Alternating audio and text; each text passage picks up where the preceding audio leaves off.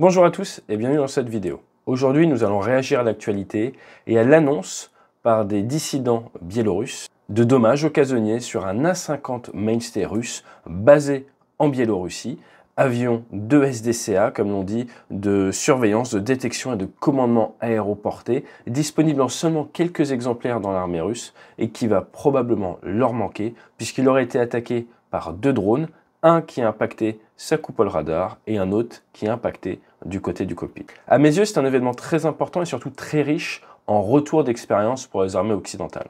Comme je l'explique dans Au-delà de l'Ukraine, tout nouveau livre qui vient de sortir et qui analyse un petit peu les leçons que nous pouvons tirer du conflit pour notre défense nationale, eh bien, plus de 20% des avions de combat russes ont été détruits au sol à fin décembre 2022. Cet A-50 vient se rajouter à cette longue liste d'aéronefs détruits au sol et non pas dans leur cœur de domaine au vol. Et avec cette attaque revendiquée, mais j'espère pour eux qu'ils l'ont bien effectuée parce que sinon c'est prévenir de son adversaire de ses modes opératoires, avec ces petits drones, eh bien ça montre à quel point les aéronefs sur une base sont vulnérables à ce type d'attaque de technologie disruptive. Allez, aujourd'hui on parle donc de l'A-50 Mainstay, ensuite on va regarder un petit peu ses équivalents occidentaux, qu'est-ce qui existe comme autre type et qu'est-ce que l'on utilise en France, avant de nous poser la question rapidement de la protection des bases, et ensuite derrière je vous livre mes two cents, mon petit point de vue, ça va être autour de masse critique, ça va être autour de l'attaque au sol, de protection au sol, et surtout de retour d'expérience. Avant, vérifié. Radar, vérifié. Réflecteur mitrailleuse, vérifié. Réacteur droit, vérifié. Réacteur gauche, vérifié. Vérifié arrivée d'air et de carburant. Arrivée d'air, carburant, vérifié. Allons-y, dépêchons. Système de communication, vérifié. Moyen de pressurisation allumé. Tout est ouvert, allons-y.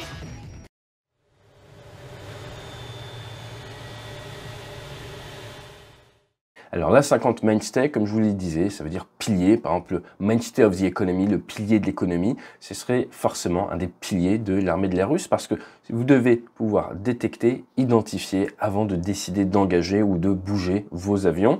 Alors, les A-50 servent à détecter dans le ciel, mais également certaines choses au sol, voire en mer. Cet A-50, il a été construit par Beriev, c'est basé sur un IL-76 Candide, un type d'avion de transport qui a fait son premier vol dans les années 70, construit à près de 1000 exemplaires. Pour ce qui est de la version Mainstay, premier vol en 78, remplaçant du Tupolev 126.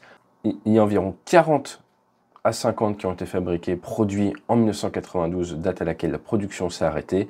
Vous avez un équipage de 15 personnes, un radome de 9 mètres, de manière à accueillir un radar Vega-M, qui pourrait détecter à plusieurs centaines de kilomètres des chasseurs, mais comme je vous le disais également, des mouvements au sol. En termes de capacité de contrôle, on est sur à peu près une dizaine de chasseurs que l'on peut contrôler en temps réel, 4 heures d'autonomie, après lesquelles il va falloir faire du ravitaillement en vol avec de l'IL-78. Forcément, cette technologie des années 80, elle date, et donc il y a eu la version A50U, développée à partir de 2003 avec une volonté de digitalisation, d'augmentation de l'efficience. Le premier a été livré en 2011. Tout ça s'est livré à la 2457e escadre, si je puis dire, à Ivano Servini. Pour sûr, à décembre 2021, il y a eu 7 A50U livrés. L'endommagé, je ne sais pas si c'est un U ou pas un U. Je suppute que c'est un U puisqu'il était déployé en opération et que c'est le plus efficace. Vous avez eu de l'A-50 en Syrie, de l'A-50 en Crimée et là, des A-50 en Biélorussie. Pourquoi? Parce que ça permet de garder tout un œil sur Kiev, sur toute la partie nord du front. C'est forcément intéressant. Dans tous les cas, il a annoncé qu'il y avait à peu près 8 à 10 A-50 opérationnels dans l'armée russe. C'est dur d'avoir les chiffres précis, mais avec 8 à 10 aéronefs, vous n'avez pas 8 à 10 aéronefs qui sont aptes à voler en permanence. Donc on peut dire qu'avec la perte d'un avion déployé comme ça, c'est probablement de l'ordre de 15% à 20% des capacités qui sont perdues instantanément à cause de petits drones. Sur cette base à côté de la 50, il y a également des MiG-31 qui y sont basés, MiG-31 qui peuvent tirer le fameux Kinjal, le poignard missile hypersonique. Un A-50, ça fait 75 tonnes à vide, environ 170 tonnes à la masse maximum. Et il y a une version, le A-50EI, version export, vendue aux Indiens avec du matériel israélien à l'intérieur. Un remplaçant était prévu, c'est le A100 qui a fait son premier vol le 18 novembre 2017 avec ce coup-ci une antenne active, la Vega 1er, mais il semblerait que pour l'instant, le projet n'avance pas plus que ça. Encore une fois, c'est très difficile d'avoir des informations. Alors, les AWACS, comme on aime bien dire, ou les SDCA en français, eh bien, ça provient à la base de la Seconde Guerre mondiale du projet Cadillac. Et rapidement, après la guerre, eh bien, c'est en 1953 qu'on voit le EC-121 Warning Star, qui est un dérivé du Super Constellation. Et très rapidement, c'est la Navy, c'est la Marine qui se rend compte de l'importance de pouvoir avoir ce qu'on appelle du guet aérien pour pouvoir voir, anticiper, prendre la décision de faire décoller ces chasseurs si besoin. Et donc, c'est le E-1 Tracer, qui est un dérivé du fameux S-2 Tracker, qui va être livré, mis en service opérationnel en 1954, pendant une dizaine d'années, et en 1964, ce coup-ci, c'est le E-2 Hawkeye, l'œil de faucon, l'œil de la flotte, qui va rentrer en service dans les marines. On va d'ailleurs en commander 3 en 98 dans la marine française, et plus récemment, on vient de commander 3 E-2D, donc le Hawkeye avec antenne active, qui devrait être livré avant 2028 à Lorient sur la base de l'aéronautique navale. Côté armée de l'air, vous avez le E-3 Sentry, la Sentinelle, premier vol en 1977, et c'est en 1982 que la France s'est intéressée à doter son armée de l'air de ce type de moyens, et donc il y a eu des études entre le C-160, entre l'Atlantique, entre le Nimrod anglais, entre le E-2C de la Navy et le E-3A Sentry de l'US Air Force. Et c'est finalement le E-3A qui va être retenu avec 4 E-3F, F pour la version française, qui vont être achetés. Donc à l'heure actuelle en France, nous avons 4 E-3F Sentry et nous avons 3 E-2C pour la Marine nationale.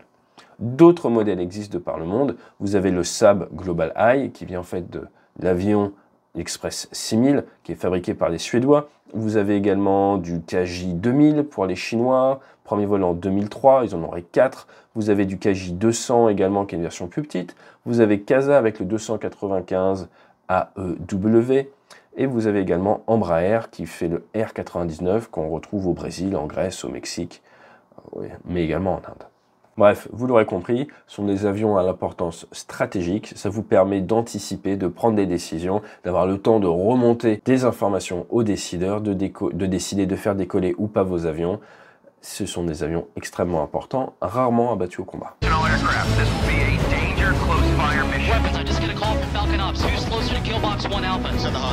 Et la raison pour laquelle ils sont rarement abattus, voire même embêtés au combat, c'est parce qu'ils sont gardés derrière les lignes amies et souvent bien protégés par des chasseurs en cap combat air patrol, donc en vol de protection et dédiés à la protection de ces avions très importants. Dans tous les cas, la base biélorusse attaquée, à plus de 200 km de la frontière ukrainienne, c'est la base de Machulichi, où il y avait pendant la guerre froide des bombardiers, mais également des chasseurs soviétiques. On peut s'attendre à ce que ce type de base soit protégé par différentes couches. Une couche avec du S-300 ou du S-400 plutôt moyenne à longue portée. Une couche également plutôt courte portée, comme par exemple avec du SA-19 ou d'autres systèmes comme ça.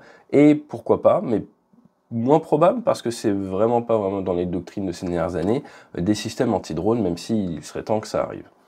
Alors, pourquoi est-ce que c'est très compliqué de défendre une base? Cette base, si on regarde, elle n'a pas de protection particulière, il n'y a pas d'endroit vraiment bunkerisé, il n'y a pas de béton pour pouvoir cacher vos avions. Et un avion de la taille de l'A-50, on ne va pas pouvoir le mettre sous hangar ou le mettre dans un endroit où il serait protégé. Ça, c'est un point très important. Souvent, eh bien, on a des systèmes pour protéger les avions, pour éviter les attaques, pour minimiser les effets de souffle, parce que là, si vous mettez tout votre matériel sur le tarmac et qu'une bombe tombe, eh bien, vous allez avoir des morceaux qui vont partir de cette bombe, des shrapnels, et le moindre petit morceau qui impacte un aéronef risque de le rendre inutilisable en vol, donc inutilisable au combat. Vous voulez donc essayer de ranger vos avions le plus loin possible les uns des autres et de les protéger le plus possible, ce qui n'est clairement pas le cas, on le voit sur ces images satellites. Alors, mes petits 2 cents sur le sujet rapidement. Le premier, c'est on voit qu'une armée, même de la taille de celle de la Russie, donc qui est quand même une grande armée de l'air, elle a très peu d'avions AWACS, et à partir de là, chaque perte est très impactante pour ses capacités militaires. Ça nous montre donc qu'il y a une masse critique à avoir, mais que cette masse critique, il faut la calculer non pas face à l'attrition aux pertes possibles en vol, mais également l'attrition à l'entraînement, l'attrition mécanique, technique, mais surtout les attaques contre vos bases à terre. Je vais le rappeler, mais sur un petit calcul que je vous partage, on a 22% des avions de chasse et des avions de combat russes qui sont détruits au sol. C'est énorme. Pour ce qui est des Ukrainiens, c'est beaucoup moins. Donc c'est une des grosses leçons de ce conflit, c'est que si l'armée de l'air que vous attaquez n'est pas en capacité de vous affronter dans le ciel, elle va choisir son combat et elle va décider de venir vous chercher au sol par des incursions de commando, par des drones, par des missiles de croisière, par tout ce qu'elle trouvera possible et imaginable. Donc si vous allez vers des formats d'armée où vous avez 20 F-35, vous vous doutez bien que face à une attaque saturante de drones, ça risque de vous coûter très très cher d'un point de vue opérationnel. Donc maintenant, comment se défendre face à ces drones? Il faut réfléchir à mettre sous abri les avions. Il faut réussir à penser à un système de filet anti-drone. On le voit sur le théâtre des opérations côté ukrainien, ils sont très gentils, ils montrent les images en source ouverte. Ils mettent des filets anti-drone pour protéger leurs chars. Ces filets anti-drone, il faut également y réfléchir pour protéger les avions. Et l'autre point sur lequel je voudrais insister, c'est qu'on pense souvent que la posture défensive, c'est une posture économe en moyens. Ce n'est absolument pas le cas. Encore une fois, je fais un chapitre dessus dans Au-delà de l'Ukraine. La posture défensive vous demande beaucoup de moyens et H24, protéger une base face à une menace, est extrêmement difficile. Et ne pensez pas que, en tant qu'Occidentaux, on est mieux armés, on ferait mieux. Pourquoi? Eh bien, on a un exemple, encore une fois en source ouverte, qui nous est communiqué lors de l'exercice Orion, avec une batterie Mamba, donc une batterie de ce qu'on a de mieux en termes de système solaire, qui a été neutralisée grâce à l'intervention de forces spéciales qui ont rajouté un petit quelque chose sur un câble, je vous la fais simple, mais qui l'ont neutralisé juste, voilà, sans rien tirer dessus, juste d'un point de vue informatique. Donc il y a des talons d'Achille, c'est le devoir du militaire de les chercher, de les identifier et de proposer aux politiques des solutions pour minimiser cette vulnérabilité. Et à l'heure actuelle, la grosse leçon que l'on peut retenir de cette attaque présumée de petits drones sur un A-50, c'est que les bases aériennes sont une zone de vulnérabilité pour le matériel et il faut donc réfléchir dans la profondeur notre défense de ces bases avec oui des systèmes d'engagement longue portée, oui des systèmes d'engagement courte portée, oui de l'anti-drone, mais également du filet anti-drone, de la protection en béton, des choses très simples, revenir un petit peu aux bases pour préserver notre matériel qui est de plus en plus cher, de moins en moins disponible en grande quantité et également qui demande de plus en plus de temps à être reproduit après une perte. Un A50, là, ils ne sont pas prêts d'en ressortir un d'usine. Si demain, on a un Rafale qui est détruit au sol par un petit drone, eh bien, on n'est pas prêt de pouvoir le remplacer. Il y a beaucoup plus d'inertie. Plus on fait la guerre avec du matériel technologiquement avancé, plus l'inertie est grande quand on veut remonter en compétence. Ce que je voudrais retenir de cette attaque d'A50, eh bien, c'est qu'on ne vit pas assez longtemps pour faire toutes les erreurs nous-mêmes. Les Russes ont clairement fait une erreur en laissant à découvert leur A50 comme ça. J'espère que nos décideurs, j'espère que nos forces armées en tireront les leçons nécessaires. Et dans tous les cas, moi je vous propose d'en trouver d'autres et qu'on échange sur le sujet avec Au-delà de l'Ukraine. Sinon, comme vous le savez, eh bien, nous on intervient en conférence, en formation, on fait également des retraites ou des séminaires sur leadership, followership, la communication, la prise de décision, la gestion de stress. N'hésitez pas à venir sur notre site web, c'est debrief.org et contacter l'équipe. Et on a plusieurs intervenants, que ce soit moi, que ce soit Sopat, on a toute une petite équipe. On en a pour tous les budgets, pour tous les objectifs, tous les états finaux recherchés. Alors je vous dis à très bientôt dans votre entreprise. Et d'ici là, eh bien, fly safe. Et on se retrouve normalement vendredi, sauf s'il y a un autre sujet d'actualité brûlante. Fly safe.